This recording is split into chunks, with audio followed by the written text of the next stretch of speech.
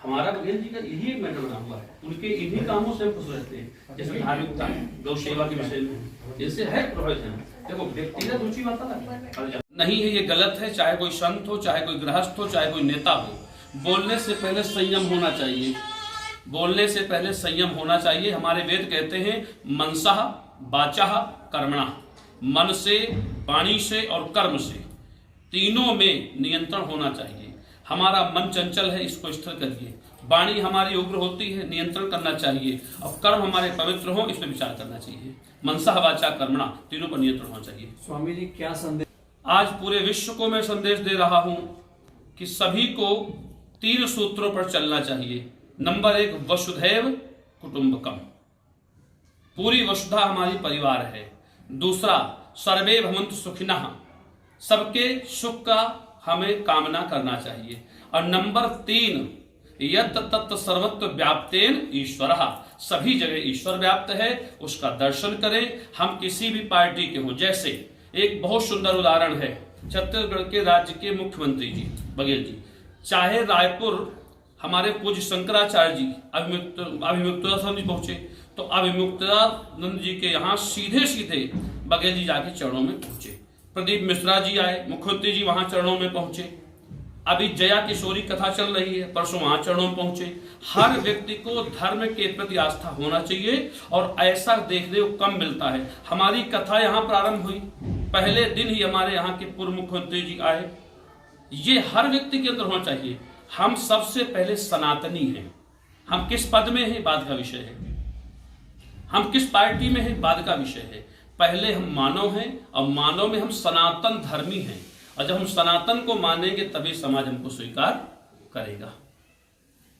हमने अपने धर्म का उत्थान किया है, हमने अपनी साधनाओं से, अपनी शक्तियों से समाज को प्रेरित किया है। आज पूरा विश्व, दुबई जैसे मुस्लिम राष्ट्र में भगवान कृष्ण का मंदिर बनना, दुबई जैसे राष्ट्र में श्री राम जी का मंदिर बनना, अमेरिका जैसे राष्ट्र में राम जी का मंदिर बनना, ये हमारी धार्मिक परंपराओं का विस्तार है। अब इससे अगर दूसरे पंथ के लोगों को दर्द हो रहा है तो वो उनका निजी मामला हो जाता है। हम अपने घर को सुंदर बना रहे हैं, यदि पड़ोसी को दिक्कत हो रही है तो अपना घर या तो गिरा दे और या तो हमसे सुंदर बनवा दे। तो समाज को मांसाहार से दूर होना चाहिए, सबसे पहले तामस भोजन से दूर होना चाहिए। जितना सुंदर आपका आहार होगा उतने ही जीवन में आपके कल्याण है।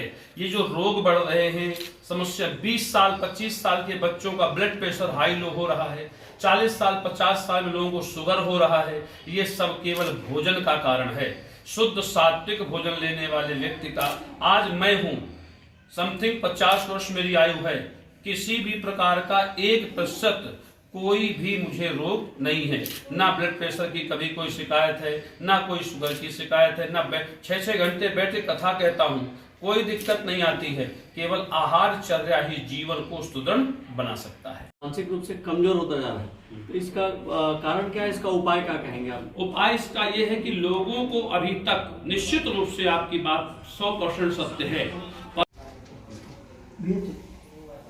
जिस तरीके से मोबाइल माहौल है, धर्म के प्रति लोगों की जागरूकता बढ़ी है, इसमें क्या समझते हैं? क्या लीजिए सब लोग, आइए सभी लोग आइए इधर, आइए सब।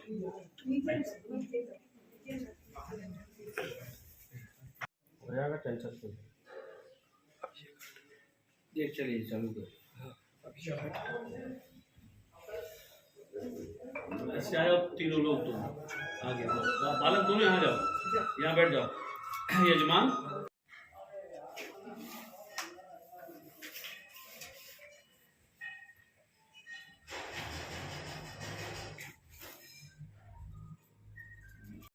पवित्र भूमि में आपकी प्रवचन की गंगा बह रही, क्या कहें?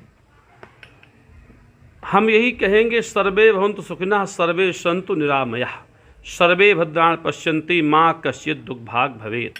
वर्तमान में हमारी जो न्यू जनरेशन है, आज के जो बेटे बेटियां हैं, आज के जो संतानें हैं उन्हें हमें धर्म की ओर प्रेरित करने के लिए नित्य प्रातःकाल उठ करके रामचरितमानस के माध्यम से उन्हें बताना पड़ेगा कि प्रातःकाल उठ के रघुनाथा मातु पिता गुरु नाम ही माथा।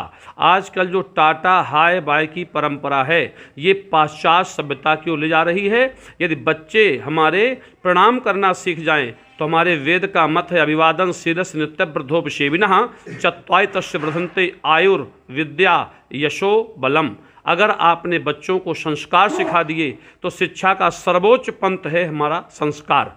संस्कारवान व्यक्ति जहाँ जाता है उसकी शिक्षा के प्रमाण पत्र की आवश्यकता नहीं पड़ती है। समाज समझ जाता है कि किसी संस्कारित परिवार की ये संतानें